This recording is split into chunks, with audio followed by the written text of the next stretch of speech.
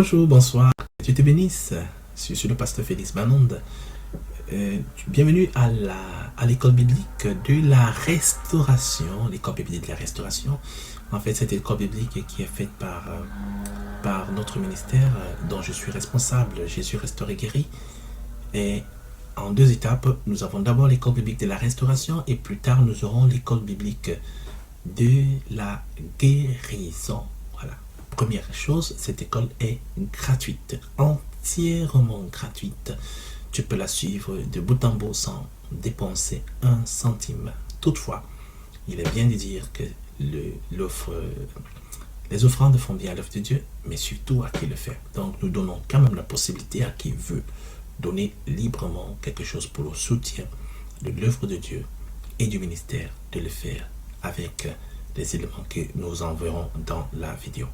Alors, cette école biblique est faite d'abord en italien et après, elle est traduite en français et successivement en anglais. Donc, les vidéos que tu vas voir ont été faites d'abord en italien et moi, personnellement, en grande partie, ça sera moi. Il pourrait arriver que je sois remplacé par quelqu'un, un frère, mais ce sera surtout moi. Je vais retraduire en français chaque vidéo et tu pourras réécouter ce message. Donc les labiales, le mouvement des lèvres pourrait ne pas exactement correspondre, mais sois-en sûr, ce qui sera dit sera le message qui était dit en italien. Ok? Que Dieu te bénisse, sois béni et bonne écoute de cette école. Si tu as quelqu'un qui a besoin d'écouter ces messages, n'hésite pas à le partager. C'est gratuit, je répète bien. C'est pour tout le monde, c'est pour le corps du Christ. Et il y a des questions qui sont posées souvent à remplir avant de recevoir le link successif. Et tu peux les envoyer au travers de l'email ou au travers du numéro de téléphone qui sera affiché pendant la leçon qui sera traduite. Alors, shalom et bonne étude. Shalom.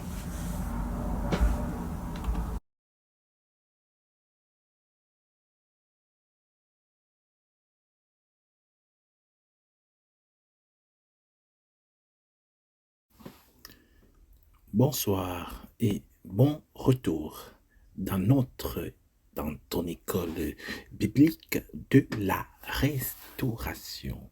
Amen, gloire à Dieu. Si tu arrives d'avoir ces vidéos entre les mains, tu es dans la 4e leçon du du module du fondement. Alors tu peux demander de recevoir toutes les leçons précédentes. Comme vous le savez, ce cours est entièrement gratuit, mais nous permettons bien sûr à ceux qui veulent semer de faire une offrande, de le faire avec joie. Alors, aujourd'hui, nous parlons de la puissance des Saintes Écritures. Donc, la puissance des Saintes Écritures.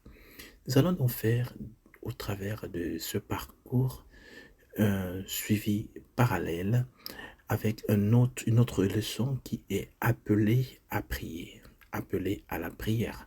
Donc, nous allons commencer aujourd'hui avec la puissance des Saintes Écritures et dès la prochaine leçon, nous passerons à la première partie d'appeler à prier et puis successivement la deuxième partie de la puissance des Écritures et ainsi de suite, la deuxième partie après d'appeler à prier. Donc voilà, c'est 4 leçons qui s'entrelacent parce que il est important que le concept de prière soit associé à la parole de Dieu et que la parole de Dieu soit associée à la prière. Amen. Que ce cours puisse te permettre de concevoir, de recevoir la claire définition de la parole de Dieu dans ta vie et comme jamais tu l'as eu, que tu sois édifié au nom puissant de Jésus. Amen. Donc, parlons de la puissance des Saintes Écritures, c'est un bon titre, mais on peut également parler, au lieu de dire cela, on peut bien sûr parler de l'importance de la parole de Dieu. Alors, il est très important que nous comprenions que comme enfants de Dieu, nous devons protéger la porte de la parole de Dieu en nous. Nous disons souvent que la chose physiquement touchable sur la terre la plus importante que nous avons, c'est la parole de Dieu. Par exemple, moi je vis dans une ville sur la mer et il y a un phare très puissant qui tourne la nuit, qui projette ses lumières toute la nuit. Il y a cela quelques années, lorsque j'avais vu des phares en général, je ne savais pas exactement, je me disais, bon, peut-être c'est juste un signe, je n'avais pas compris l'importance. Alors, on m'expliqua qu'il est d'une importance fondamentale, qu'il y a au moins deux motifs très importants. Un, c'est parce que les marins, souvent, lorsqu'ils se rapprochent de la rive, c'est pas comme on pense. Souvent, ils sont dans l'obscurité complète, totale. Et d'ailleurs, quelquefois, même, il peut y avoir des tempêtes ou même des mini-tempêtes. Et donc, ce phare est vraiment un signe peu ou très important de direction. La seconde raison, ou une des secondes raisons, peut être celle d'être une satisfaction personnelle due au fait qu'on y est arrivé. Alléluia. On va lire d'abord 1 Timothée 3, de 16 à 17, qui dit que toute l'écriture est divinement inspirée et elle est utile à enseigner, à convaincre, à corriger, à instruire dans la justice, afin que l'homme de Dieu, c'est-à-dire toi, moi, soit complet. Répète après moi, complet. Déjà, quelque chose est à souligner, que la parole de Dieu nous complète. Donc, que cet homme de Dieu soit pleinement fourni pour toute bonne œuvre. Quand tu viens donc au Seigneur, tu as sûrement Jésus, tu as le Saint-Esprit, mais tu n'es pas forcément au complet, dans le sens où tu n'es pas encore complété. Parce que tu dois recevoir des informations, des enseignements, afin que ta conviction soit complète, soit parfaite. Il ne s'agit pas juste d'avoir une émotion, juste de se auto-convaincre. Non. Et ta conviction doit être fondée sur la parole de Dieu. Alléluia. Donc, sur écouter, la Bible dit que la foi vient de l'écoute, l'écoute de la parole de Dieu.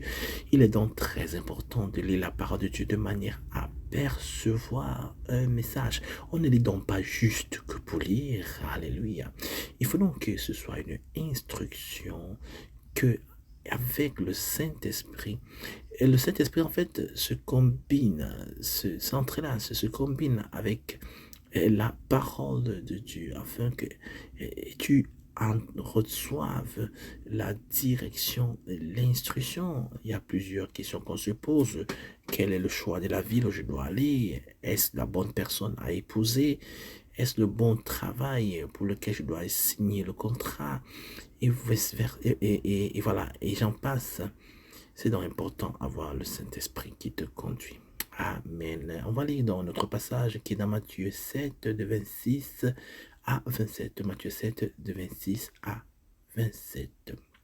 Il est dit que c'est celui qui écoute ces choses ou ces paroles et ne les met pas en pratique sera comparable à une personne insensée, répète après moi, insensée, qui a édifié sa maison sur le sable. Donc, la pluie tomba, les inondations vinrent, les vents soufflèrent et s'abattirent sur cette maison, et cette maison s'écroula et sa ruine fut grande. Nous voyons donc que le manquement de la parole de Dieu en nous pourrait ne pas forcément nous empêcher de construire, pourrait ne pas nous empêcher d'aller à l'église, même de prier. On peut en fait tout faire, même pour le Seigneur. Mais la question c'est avec quel matériel, avec quelle substance, avec quelle prédisposition, c'est où entre en jeu la parole de Dieu qui nous donne le juste équilibre, la juste matériau à utiliser, la juste motivation et pour pouvoir accomplir la volonté de Dieu. C'est donc fondamental d'importance. La parole de Dieu, c'est exactement comme, disons, un navire qui a des indications. On a dit par exemple sur l'importance du phare dans la nuit. Donc, si en fait tu n'es pas dans la compréhension des signes, tu peux te perdre. Donc, ton expérience n'est pas toujours importante. Tu dois avoir une direction, tu dois savoir quoi faire, qu'est-ce que tu dois faire. Amen. Un autre passage qu'on peut lire, c'est dans le livre de Deutéronome, dans l'Ancien Testament, 28, des versets 1 et 2. Il est dit, donc, si tu obéis de manière scrupuleuse à la voix du Seigneur, à la voix du Seigneur, Amen, ayant soin de mettre en pratique tous ces préceptes et tous ces commandements que aujourd'hui je te prescris, alors le Seigneur va t'élever et au-dessus de toutes les nations. De toutes les nations. Donc, ces bénédictions viendront sur toi. Et donc, pour qu'elles viennent avec toi, elles doivent te chercher. Il y a des personnes qui ont des grâces spéciales. Ces personnes, en fait, ne cherchent pas les bénédictions. Ce sont les bénédictions, en fait, qui les cherchent. Amen. Alléluia. Donc, les bénédictions vont venir vers toi et vont t'atteindre. Amen. Donc, les bénédictions te cherchent, te cherchent franchement et veulent te toucher, en fait. Que Dieu puisse te gifler avec ses bénédictions. Amen. Qu'il puisse t'atteindre avec ses bénédictions si tu écouteras la voix du Seigneur. Donc, nous devons connaître la parole de Dieu, la Bible, qui est un grand trésor, qui est vraiment merveilleux. Et que tout ce que nous faisons puisse s'appuyer sur la parole de Dieu. Parce que c'est de là que part toute notre conviction. Amen. Alléluia. Donc nous voulons parler de quelques éléments désormais. Écoutons attentivement la Bible. Pourquoi parle-t-on de Bible? Pourquoi dit-on Bible? En fait, le mot Bible n'est pas écrit dans la Bible. Je répète, le mot Bible n'est pas écrit dans la Bible. L'appellation Bible, qui vient du grec biblos, et aussi biblion ou biblon en grec. En fait, biblon, c'est une forme diminutive de biblos, qui veut dire tout simplement un livre, le livre. Donc, en réalité, on dirait le livre, pas un, mais franchement plus le livre pour ce qui concerne la Bible.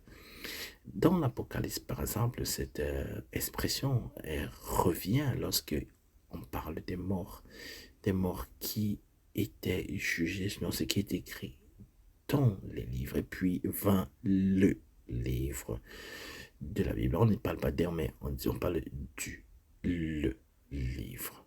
Amen.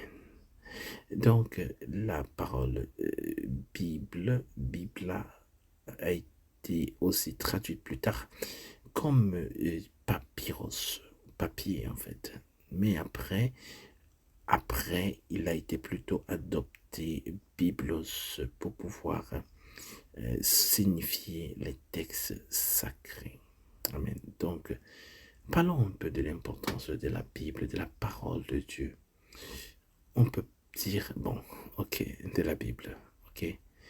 Et voilà, une Bible que j'ai, elle est un peu ancienne. Elle a été lue, relue, surlue, vécue, soulignée. Mais il existe aussi des applications de la Bible. Vous pouvez voir en description, celles que nous conseillons. Elles aussi, elles ne sont pas mal. Donc là aussi, tu peux avoir tout. Amen. Tu peux avoir tout ce qui est dans la parole de Dieu. C'est donc acceptable.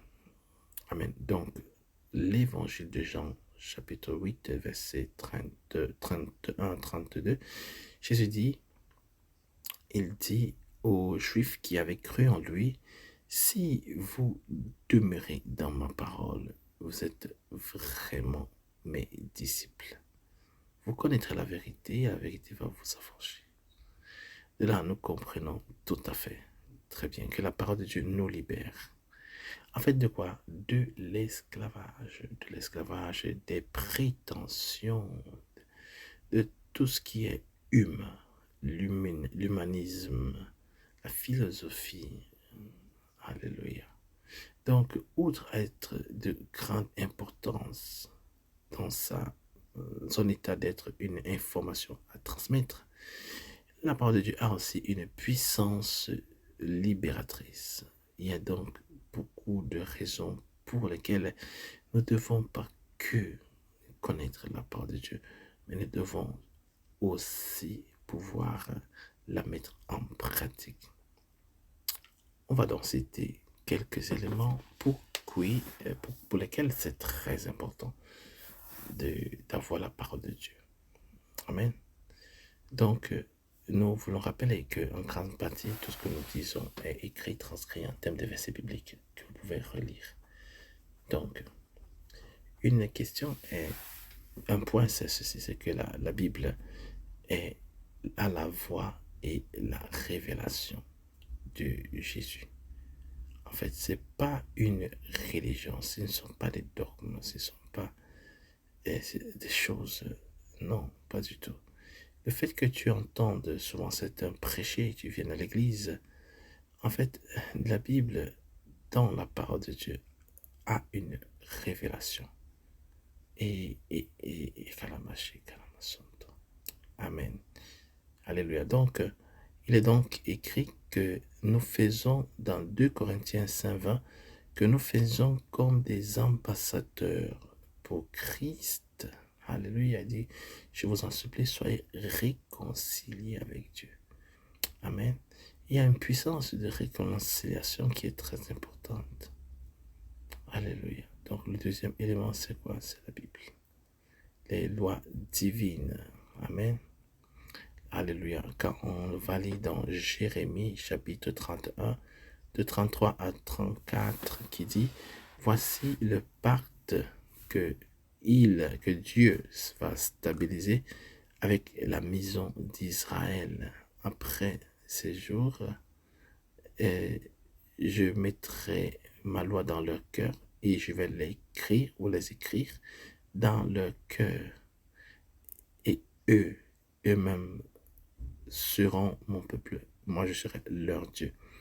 Ils ne vont plus enseigner chacun pour soi son prochain, mais chacun sera son propre frère. Vous connaissez l'Éternel. En fait, alors, on ne dira plus connaissez l'Éternel, parce que tous me connaîtront depuis leur passage. Amen, parce que je vais pardonner leurs péchés, je ne vais plus me rappeler de leurs erreurs. Amen. Donc, tout ce que nous avons dit, ce sont des informations très importantes pour ce qui est de la loi de Dieu. Donc, le péché, le pardon, la guérison, le pardon, la liberté. Il y aurait bien plus à dire. Troisième élément dans le temps. Alléluia. Et en fait, ce que je voulais dire, c'est qu'on parle de 66 livres. En fait, on parle de 66 livres. Et en réalité, c'est 66 livres. Mais il peut y avoir qu'il y ait des livres en plus. Mais toutefois, écoutons très bien ce qu'on veut dire. C'est que les 66 livres dont il est question sont les livres, en fait, qui sont considérés encore... bon, depuis le début, c'est ceux qui ont commencé à être des livres reconnus, déjà même, dont plusieurs au travers même du peuple hébraïque. En fait, on sait très bien qu'il y a beaucoup d'autres écritures. Amen. Et donc, ce qui a été accepté parce que eux, ils avaient la révélation de Dieu de base. Donc, eux, c'était la lecture quotidienne. Amen. Donc, on parle de 66 livres et on pourrait en reparler une autre fois. Donc, nous avons la Bible écrite par 40 auteurs environ et qui sont en plus grande partie des personnes, des auteurs qui ne se connaissent pas. Et donc, ces auteurs l'ont écrit sur environ 1500 ans. Ok? Et voilà, ça c'est le côté merveilleux au lieu Kalamashi. Amen. Alors, donc, il est donc dit dans Matthieu 24, 35 que le ciel et la terre passeront, mais mes paroles ne passeront pas. Amen. Isaïe a prophétisé dans chapitre 40, verset 8, que l'herbe sèche, mais la parole de Dieu demeure éternellement. Amen, amen, amen. Nous sommes en train d'étendre vers la fin de notre exposé. Alléluia. Alléluia. La Bible se distingue en réalité de tout le reste parce que c'est d'abord la révélation de Dieu. Et c'est Dieu qui a pris l'initiative. Alléluia. C'est Dieu lui-même qui s'est décidé. Amen. Alléluia. De se révéler à nous. Amen. Alors, nous voyons ici dans 2 Pierre 1, 19, 20.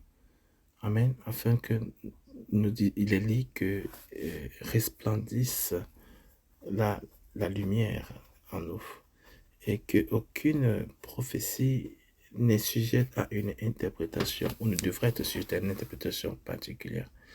Mais c'est des hommes saints de Dieu qui ont parlé parce qu'ils ont été poussés par l'Esprit de Dieu. Amen. C'est donc Dieu qui a révélé et au travers du Saint-Esprit. Alors donc, qu'est-ce qui distingue la Bible des autres livres? C'est le livre qui parle de manière claire et nette du salut en Jésus, de manière vraiment très nette, très claire. Amen. Un livre écrit pendant des années au travers d'une quarantaine d'auteurs sur 1500 ans qui réussit à rester cohérent, c'est incroyable. C'est juste une épreuve de la divinité. Des Écritures. Amen. Il y a donc à comprendre ce caractère spectaculaire, ce caractère miraculeux. Amen. Alléluia. Alléluia. Donc, dans Jean 6, 32, 33, Jésus dit que c'est le vrai pain, en fait, c'est pas ce que Moïse vous a donné, mais le vrai pain, c'est celui qui vient du ciel et qui donne la vie au monde. Amen. Amen. Troisième et dernier élément, nous voulons dire ceci, c'est que la Bible est la vérité, disons la vérité révélée par Dieu. Voilà. C'est la vérité révélée par Dieu. On a déjà lu Jean 8, 32. Donc, il vous rendra libre. Amen. Alléluia. Donc, nous avons également Jean 5, 39. Amen. Et donc, la vérité est déjà en vous. En fait, nous sommes en train de lire d'ailleurs plusieurs versets bibliques afin que nous puissions comprendre comment les Écritures se auto-interprètent. Amen. Alléluia. Alléluia. Amen. Amen. Donc, ça, c'était la partie 1, surtout la partie d'attaque par rapport à ce thème. Amen. Donc, n'oubliez pas que plus vous êtes rigoureux avec votre approche, mieux c'est en fait dans votre compréhension. Amen. Donc nous rappelons qu'il y a un numéro de téléphone, il y a plus d'une email qui est là. Donc en fait, on prendra le temps de vous écouter. Amen, amen, amen, amen. Si quelqu'un veut faire une offrande, qu'elle se sente totalement libre après cette vidéo ou dans cette vidéo, tu vas trouver des canaux d'action. Amen. Alléluia. Amen. Merci d'avoir suivi cette vidéo et je voudrais te saluer. Mais en fait, j'ai oublié les devoirs. Alors, le devoir que je te donne, c'est plutôt simple. Amen. Et que c'est parler de l'importance de la parole de Dieu. Alors, écoute, parle-moi de 2 versets qui parlent de la révélation progressive, c'est-à-dire quelque chose que tu pourrais avoir compris, comprise, il y a de cela un peu de temps, mais que après tu le comprends. En fait, 2 versets qui peuvent démontrer ce phénomène. Donc, après, on se voit la prochaine fois. Merci. Shalom.